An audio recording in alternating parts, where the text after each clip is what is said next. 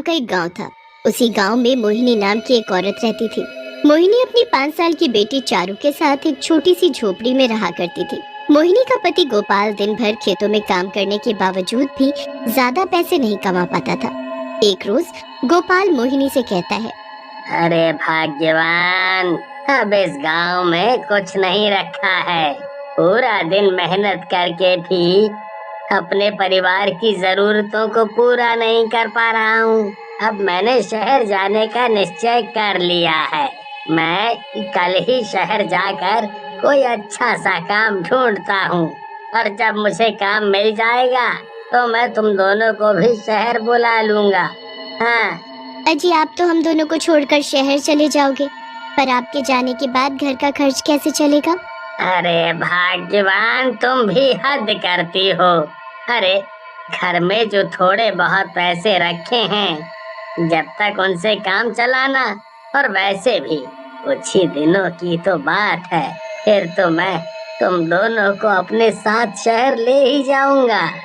ऐसा बोलकर गोपाल अगले ही दिन शहर चला जाता है। गोपाल को शहर गए हुए कुछ दिन बीत जाते हैं और मोहिनी के पास रखे सारे पैसे भी खत्म हो जाते हैं। हे भगवान, घर में रखे सारे पैसे खत्म हो गए हैं। अब मैं अपनी बेटी का पेट कैसे भर पाऊंगी? तभी चारू मोहिनी से बोलती है, माँ, मुझे बहुत जोर से भूख लगी है, कुछ खाने को दो ना। मोहिनी के पास पैसे नहीं होते, इसलिए वो अपने पड़ोस में रहने वाली सरिता बहन से खाना मांगती है। फिर 1-2 दिन तो मोहिनी आस पड़ोस से खाना मांगकर अपना और अपनी बेटी का पेट भर लेती है। मगर एक रोज जब वो फिर से सरिता बहन के पास खाना मांगने जाती है तो सरिता बहन मोहिनी से कहती है, मोहिनी बहन, तेरा पति तो तुम दोनों माँ बेटी को छोड़कर शहर में मजे करने चला गया, पर तुम दोनों माँ बेटी आए दिन किसी न किसी से खाना मांग कर खाती हो। ये अच्छा लगता है क्या तुम्हें? सरिता बहन, मैं काम तो ढूंढ रही हूँ, पर ना जाने कोई काम मिल ही नहीं रहा। तुम्हें काम मिले या ना मिले, पर अब मैं तुम्हें खाना नहीं दे सकती। फिर मोहिनी अपनी बेटी चारू को लेकर वहाँ से चली जाती है और गांव में घूमकर अपने लिए काम तलाशने लगती है। सुबह से शाम हो जाती है, पर मोहिनी को कहीं कोई काम नहीं मिलता है। वो थक कर एक मंदिर में जाकर बैठ जाती है। माँ, सुबह से रात हो गई और आपने अभी तक मुझे खाना नहीं खिलाया। माँ, मुझे बहुत भूख लगी है, मुझे खाना खाना है। तभी चारू की नजर मंदिर में रखे लड्डुओं पर पड़ती है। लड्डुओं को देखकर चारू के मुंह में पानी आने लगता है और वो जल्दी से मंदिर में जाकर लड्डू उठाकर खाने लगती है। तभी वहाँ पंडित जी आ जाते हैं और चारू को मंदिर से लड्डू उठाकर खाता देख उन्हें बहुत गुस्सा आता है। मंदिर से लड्डू चुराते हुए तुम्हें शर्म नहीं आती है? नहीं नहीं पंडित जी, मेरी बेटी ने कोई चोरी नहीं की। पंडित जी मोहिनी की एक भी बात नहीं सुनते और शोर मचाकर गांव वालों को इकट्ठा कर लेते हैं। देखो तो जरा इन माँ बेटी को, अरे पहले तो ये घर घर खाना मांग कर खाया करती थी, पर अब तो ये चोरी करके खाने लगी है। अरे आज मंदिर से लड्डू चुराए हैं, क्या पता कल को पैसे भी चुराने लगे ये माँ बेटी हैं? मंदिर में चोरी करने की सजा तो इनको जरूर मिलेगी, और वो भी ऐसी इन्हें हमेशा याद रहे, ताकि फिर कभी ये मंदिर में क्या कहीं भी चोरी ना करें, समझे? फिर क्या था, गांव वाले मिलकर बाल काटने वाले को बुला लेते हैं। मोहिनी रोते हुए बोलती है, हमने कोई चोरी नहीं की है। अरे कोई तो समझो हमारी परेशानी को, हम चोर नहीं है। मैं आपके आगे हाथ जोड़ती हूँ, हमारे बाल काट कर हमें इतनी बड़ी सजा ना दो, ना दो। पर कोई मोहिनी की बात नहीं सुनता और उन दोनों के बाल काट कर उन्हें गंजा कर दिया जाता है। माँ, एक लड्डू खाने पर इन लोगों ने मेरे कितने प्यारे बाल काट डाले। माँ, ये सब बहुत बुरे हैं। फिर सभी गांव वाले मोहिनी और चारू को गंजा देखकर जोर जोर से हंसने लगते हैं। अरे देखो तो गंगा भैया, ये दोनों तो छिले हुए अंडे के जैसी लग रही हैं। फिर इस तरह से सभी लोग उन दोनों का खूब मजाक उड़ाते हैं। चारू उन लोगों का मजाक सहन नहीं कर पाती और कुएं में जाकर कूद पड़ती है। मोहिनी भी अपनी बेटी की जान बचाने के लिए कुएं में कूद जाती है। रात काफी हो गई थी, इसलिए सभी गांव वाले अपने अपने घर चले जाते हैं। उनके जाते ही मोहिनी और चारू चुड़ैल के रूप में उस कुएं से बाहर निकलती है। इन गांव वालों को तो मैं छोड़ूंगी नहीं। आज इन गांव वालों की वजह से मैं और मेरी बेटी चारू एक चुड़ैल बन गए। इन्हें तो मैं अच्छा सबक सिखाऊंगी। फिर अगले ही दिन दोनों चुड़ैल माँ बेटी गांव में जाती हैं। माँ, वो देखो सरिता आंटी, इन्होंने हमारे गंजे होने पर बहुत मजाक उड़ाया था, इन्हें छोड़ना मत माँ।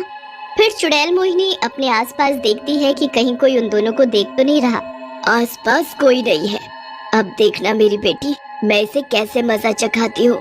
फिर मोहिनी और चारू अपनी डरावनी शक्ल लेकर सरिता के पास जाती हैं। हाय रे दैया, ये गंजी चुड़ैल एकदम से हमरे सामने कहां से आ धमकी रे। मुझे गंजी बोलती है? रुक, अभी तुझे भी गंजा करती हूँ। अरे अरे अरे, ये क्या बोल दिया रे मैंने, लगता है चुड़ैल जी नाराज हो गई। अरे चुड़ैल जी, मुझे माफ कर दो, हमरे सुंदर बालों को बख्श दो, कृपया करके इन्हें ना काटो। हमें गंजी बोलती है, अब इसकी सजा तो तुझे मिलकर ही रहेगी। फिर क्या था, चारू सरिता के सारे बाल काट देती है। सरिता रोते हुए वहाँ से भागकर अपने घर आती है और अपने पति चंदू से बोलती है, अजी मुझे उन दोनों चुड़ैलों से बचा लो, वो मुझे मार डालेंगी। चंदू सरिता को देखकर अपनी हंसी नहीं रोक पाता और जोर जोर से हंसते हुए बोलता है, अरे अरे भाग्यवान, यह कौन सा हेयर स्टाइल करवा लिया तुमने? मेरी तो हंसी ही कंट्रोल नहीं हो रही है। अजी मुझे यूं गंजा देखकर आपको हंसी आ रही है, भगवान करे वो दोनों चुड़ैल आपके भी बाल काट कर ले जाए और आपको भी गंजा कर दे। फिर देखती हूँ कितनी हंसी आती है आपको। हाँ सरिता, क्या ये तुमने चुड़ैल चुड़ैल लगा रखा है? मुझे खेत पर जाने के लिए देरी हो रही है, मैं तो चला खेत पर काम करने। चंदू सरिता की बात का यकीन नहीं करता और खेतों पर काम करने के लिए चला जाता है। फिर सरिता घर से बाहर निकलती है तो आसपास के लोग सरिता को गंजा देखकर उसका मजाक उड़ाने लगते हैं। सरिता सभी लोगों को गंजी चुड़ैल वाली बात बताती है। उसकी बात सुनकर सभी के होश उड़ जाते हैं। चुड़ैल चुड़ैल बोलकर काहे डरा रही हो सरिता बहन? वैसे इस रूप में भी आप बहुत ही खूबसूरत लग रही हो। कालू की बात सुनकर सभी लोग जोर जोर से हंसने लगते हैं। हंस लो, जितना हंसना है हंस लो, जब वो दोनों गंजी चुड़ैलें तुम सबको भी गंजा कर देगी ना, तब पता चलेगा तुम्हें। फिर उसी रात दोनों चुड़ैल गांव के कुछ और लोगों को भी गंजा कर देती हैं और उन लोगों के बालों को अपने साथ ले जाती हैं। चुड़ैल को गांव से बाहर निकलते हुए पंडित जी देख लेते हैं और वो तुरंत पहचान जाते हैं कि ये चुड़ैलें कोई और नहीं बल्कि मोहिनी और उसकी बेटी चारू है। फिर सुबह होती है तो कालू और गांव के कई लोग अपने आप को गंजा देखकर बहुत हैरान होते हैं और वो घर से बाहर निकलकर बोलते हैं, अरे भैया देखो तो मेरे सुंदर बालों का क्या हो गया है? सरिता बहन ने सही कहा था, वो चुड़ैल हम लोगों को भी गंजा कर देगी। देखो देखो। सही कहते हो कालू भाई, इन चुड़ैलों ने एक ही रात में गांव के कितने सारे लोगों को गंजा कर दिया है। अरे इससे पहले वो गंजी चुड़ैलें गांव के बाकी लोगों को भी गंजा कर दे, हम गांव वालों को कुछ तो करना चाहिए। तभी शहर से मोहिनी का पति गोपाल आता है और गांव वालों से अपनी पत्नी के बारे में पूछता है। तभी वहाँ पंडित जी भी आ जाते हैं और वो गोपाल को सारी बात बताते हैं। गोपाल भागता हुआ उस कुएं के पास जाता है और जोर जोर से रोने लगता है। गोपाल कुएं के पास बैठकर रोते हुए बोलता है, मोहिनी मोहिनी, मेरे बच्चे चारू, ये सब क्या हो गया? अरे मैं तो तुम दोनों को अपने साथ ले जाने के लिए आया था। तभी कुएं से दोनों गंजी चुड़ैल बाहर निकलती हैं। अजी, मैं और मेरी बेटी चारू तो मर गए, पर आप ऐसा मत कीजिए, हमारी मौत तो इन गांव वालों की वजह से हुई है और अब हम दोनों माँ बेटी मिलकर इन सभी गांव वालों को गंजा कर देंगी, तभी हमारी आत्मा को शांति मिलेगी। फिर पंडित जी और सभी गांव वाले दोनों चुड़ैलों से हाथ जोड़कर माफी मांगते हैं। माँ, इन सभी को अपनी गलती का एहसास हो गया है और मैं पिताजी को ऐसे रोता हुआ नहीं देख सकती। माँ इन सभी को माफ कर देते हैं।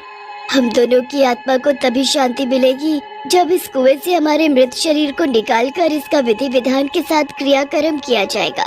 फिर गांव के लोग कुएं से मोहिनी और चारू की लाश को बाहर निकालते हैं जिसके बाद पंडित जी पूरे विधि विधान के साथ उनका क्रियाक्रम करते हैं, जिसके बाद दोनों माँ बेटी की आत्मा को मुक्ति मिल जाती है।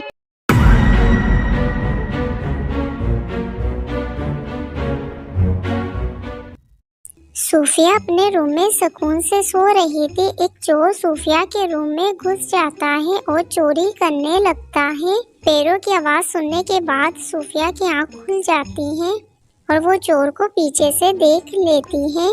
चोर सूफिया को देखते ही सामान चुरा के फरार हो जाता है। अगले दिन सूफिया डिटेक्टिव मेहुल को कॉल करके अपने घर बुलाती है और चोर के बारे में बताती है। सूफिया मेहुल को बताती है वो चोर को पीछे से देख चुकी थी लेकिन उसका फेस नहीं देख पाई। पूरी बात सुनने के बाद वैसे ही 6 चोर को मेहुल सस्पेक्ट करता है और सूफिया को दिखाता है। सूफिया इन 6 चोरों को देख के कंफ्यूज्ड हो जाती है और सोचने लग जाती है। दोस्तों, क्या आप इन चोरों को देखते हुए बता सकते हो इनमें से कौन सा चोर था जो सूफिया के रूम में चोरी करने के लिए आया था? सोचिए और अपना जवाब कमेंट में बताइए। इन सब में से ऑप्शन डी वाला चोर सूफिया के रूम में चोरी करने के लिए आया था। दोस्तों, क्या आपने भी ऑप्शन डी सिलेक्ट किया था, चोर को पहचान लिया था? कमेंट में यस लिख कर बताइए। डिटेक्टिव मेहुल प्रेशियस क्रॉन देखने के लिए म्यूजियम जाता है और प्रेशियस क्रॉन को देख रहा था।